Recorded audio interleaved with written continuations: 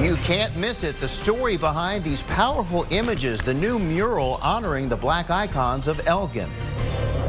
Beautiful day today, and our warm-up is already underway. We'll show you when we could break record highs in first warning weather. A new Alzheimer's treatment is already changing lives. We'll meet one woman who has spent the past year in clinical trials. Good evening, everyone, and thank you for joining us. I'm Mike Rush. Travis County deputies say a man has been charged with murder after turning himself in for a shooting that happened last night in Pflugerville. A rideshare driver reported that a man approached her vehicle on Linville Ridge Lane and told her to leave because he had killed someone. Deputies arrived and discovered a dead man in his 20s with gunshot wounds. Deputies say they connected 20-year-old Alean Shamar Morrison Davis to that shooting, and when they contacted him, they say he turned himself in and confessed. Davis is in custody at the Travis County Jail with no bond listed. Well, this Martin Luther King Jr. weekend, a community in Elgin unveiled a new massive mural honoring influential black people in its town. Jayla Washington gives us a first look and explains why this means so much to them. Well, the organizers of this really special day tell us that this mural is strategically located here on what's historically known as the segregated south side of the tracks. And the faces that you see here are civil rights leaders, educators, business owners, and so much more. And I rise to the top. This is being called a gift to the community from the Elgin Main Street Board. The leaders and the powerful images of the faces you see are civil rights leader Harvey Westbrook, educator Annie Lee Haywood, business owners and community leaders S.H. McShann and Dorothy MacArthur, and musician Monty Joe Thomas. The mural is 50 feet long and 20 feet high, which fills the entire wall of the building facing south of Main Street.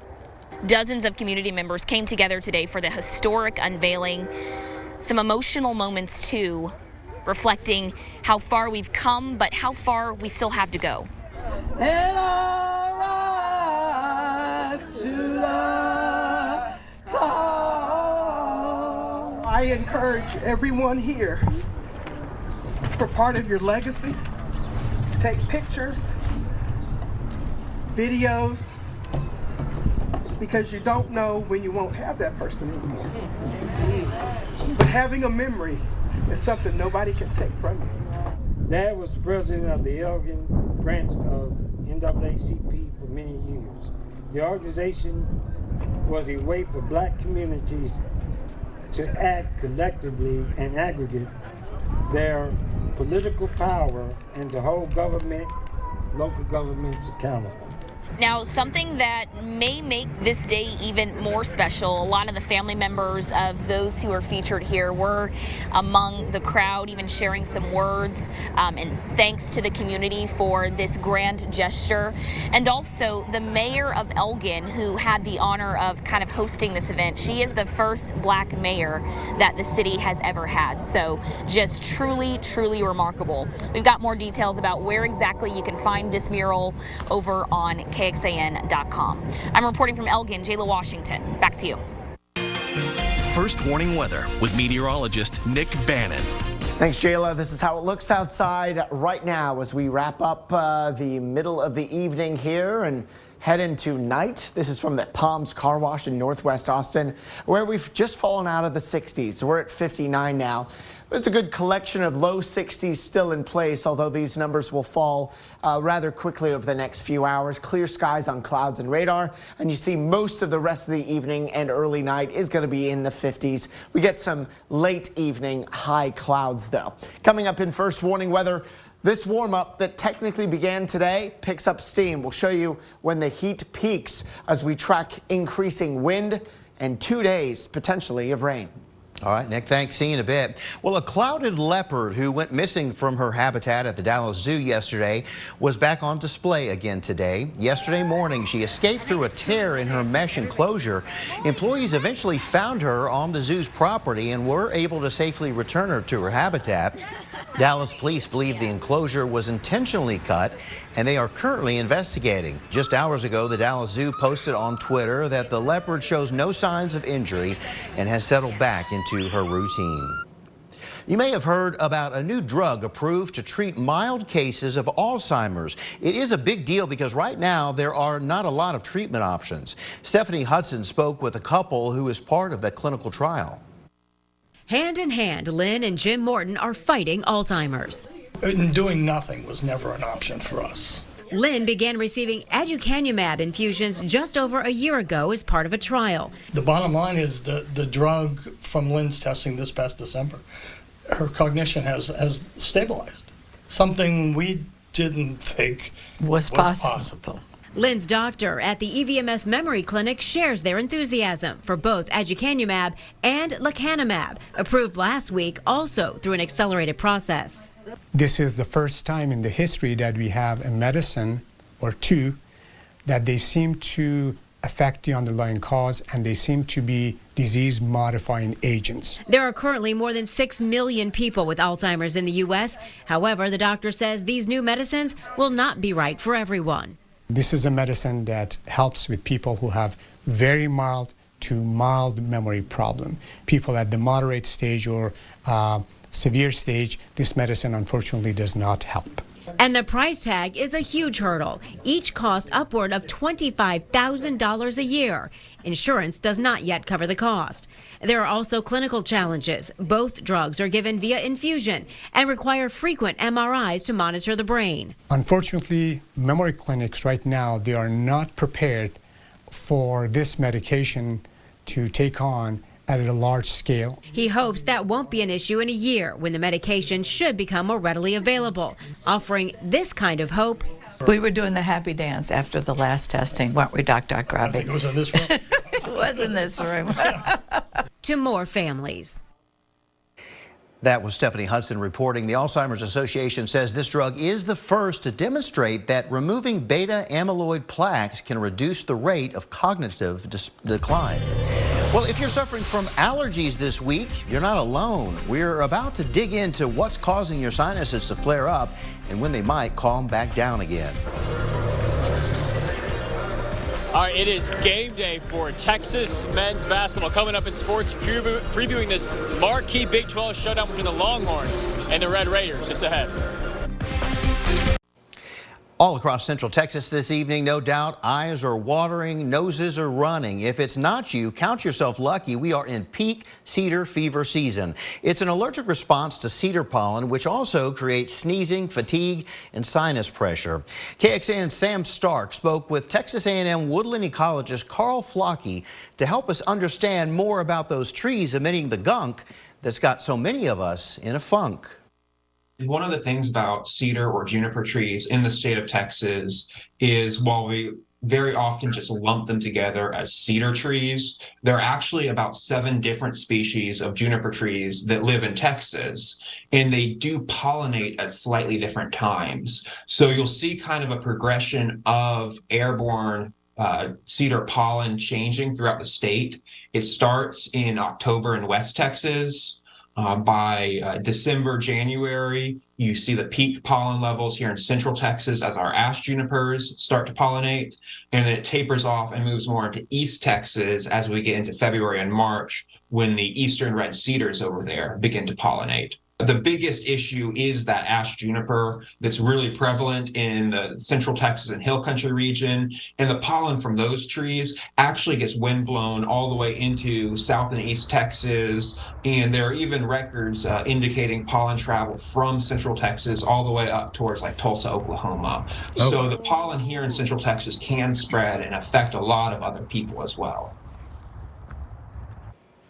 So January is usually the worst month for cedar pollen before the season ends in February. Let's join now. Let's bring Nick into the fold, rather, with a look at the pollen count. Hey. Yeah, hey, good news today from our ability now to check pollen on the weekends. Cedar is down to medium from being very high yesterday. Mold is down to medium as well. It's a cold start to your morning. We started at 34 degrees in Austin at Camp Mabry, just avoiding a freeze. We have had 7 freezes since winter began. In an average year, we get 12. The most freezes we usually get come in January, but we still can get freezes in February and March. on average. We'll show you if we've got any more of that nighttime cold coming, as well as some rain chances ahead in First Warning Weather. First Warning Weather with meteorologist Nick Bannon. Hey, good evening. Hopefully you had a great Saturday. I know it was a little cool, but still warmer than average here today. This is how it looks at Georgetown from our Ewald Kubota camera. Clear skies. The sun's already set, but we're still enjoying the glow of a little bit of what's left of daylight, and we're at 60 degrees. But we're going to be falling into a not so cool night here tonight. While we do have the clear skies, and you can see the temperatures mostly in the 60s across the state, we're going to see these numbers not falling as quickly tonight and into tomorrow morning because of a noticeable breeze that stays with us tonight. Notice it's basically just 50s most of the night, with a few spots away from Austin starting off your morning in the 40s. Then we jump up to 75 here for the high tomorrow. 62 is more normal for this time of year. So we can thank our wind and our wind speeds and direction for bringing us that extra warmth as we head into the second half of the weekend. Winds have been gusting, say, 10 to 20 miles per hour here today, but tomorrow they get a bit more straight out of the south instead of out of the south-southeast, gusting 15 to as much as 30 miles per hour already out of the gate. By the time you wake up here tomorrow morning, it will be a blustery day, gusting 30-35 miles per hour around midday and into the afternoon. But this is helping to transport in that very warm air into central Texas, and it stays breezy through your Sunday night. Notice what winds start to do as we head through the day on Monday, though. They start coming out of the south-southwest, and then eventually more like out of the west here later in the day. The winds as they come over the hill country and down closer to the metro, that's a downsloping wind that can actually help boost temperatures even more. And we're forecasting 80s here for Martin Luther King Jr. Day. So tonight we're down to 50, a mostly clear sky. There could be some patches of fog southwest of Austin to begin the day here tomorrow, but we keep that at least noticeable breeze around here tonight, and that's what's going to keep our temperatures up. Here's our first of many very warm days tomorrow. 75, a mix of sun and clouds. South winds 10 to 20 miles per hour, but potentially gusting a little over 30 miles per hour here tomorrow.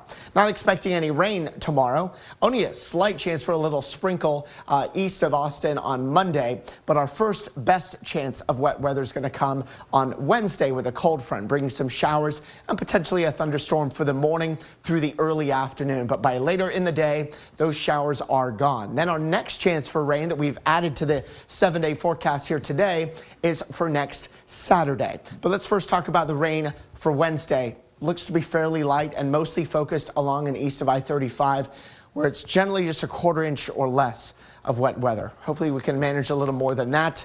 And if those rain chances for next weekend start to go up, then we can become a bit more optimistic about rainfall totals for the week ahead. But look, the 80s here for Monday and Tuesday. Tuesday's high of 82 would actually beat the record high of 81. Then the cold front Wednesday brings us back down into the low 70s and then eventually it's 60s. This is KXAN Sports, brought to you by Thomas J. Henry. Texas pulled off the impressive comeback on Wednesday night against TCU. Now they turn their attention to their Big 12 rivals who reside in Lubbock, Texas Tech, as they hope to continue to stack wins in the Big 12. Noah Gross is at the Moody Center, where the Horns will face a Red Raider team who is near the bottom of the conference standings. No? Good evening, Jonathan. It's loud here. I think Texas Tech might have just walked in because there's a spattering of boos. That TCU win and the other two Big 12 wins for Texas have been down to the wire, nail-biter, heart rate 150 type games for Texas, but that's life in the Big 12. You mentioned Texas Tech near the bottom of the conference, 0-4 heading into the night. But, man, this is a very talented team who, in their first 3 games in conference, were right there along with their opponents, and the last one kind of got away from them. So they're a team that's been able to hang with a number of clubs, and Texas is for sure not taking them lightly.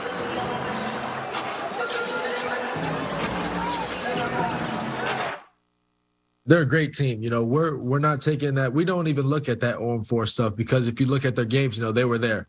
Iowa State got away from them, but they were there at every game. So we know they're going to come in tough, ready to fight, and like I said, it's going to be war. So we're really locked into, you know, our film.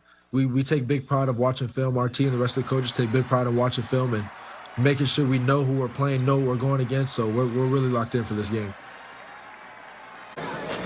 Okay, as Dylan Mitchell said, they're locked in for this game. An extra reason to be locked in from a Texas perspective. Their #1 recruit next year, Ron Holland, in the house, here to watch this one. So you probably want to put on a pretty good show for a guy that's committed to your program, one of the top players in the country. More highlights, your reaction tonight on KXAN News at 10. For now at the Moody Center, Noah Gross, KXAN News. All right, 2 of the Big 12's undefeateds bit the dust as Iowa State fell to Kansas at Allen Fieldhouse 62-60. Kansas State lost to TCU 82-68 to drop to 4-1 in Big 12 play. Kansas is the only unblemished team left as they are now 5-0 in conference. All right, college football, another key piece returning to the Longhorns. We'll tell you who's coming back. The sports continues after this. Keep it here. Texas got some very good news today. A defensive standout announced that he's going to give it another run on the 40 acres. Linebacker Jalen Ford, who emerged as a star this season, announced via social media that he will play his senior season at Texas. Ford was the leader for the Longhorns in tackles, interceptions, and forced fumbles. He was also named All Big 12 for his outstanding efforts in 2022 as well.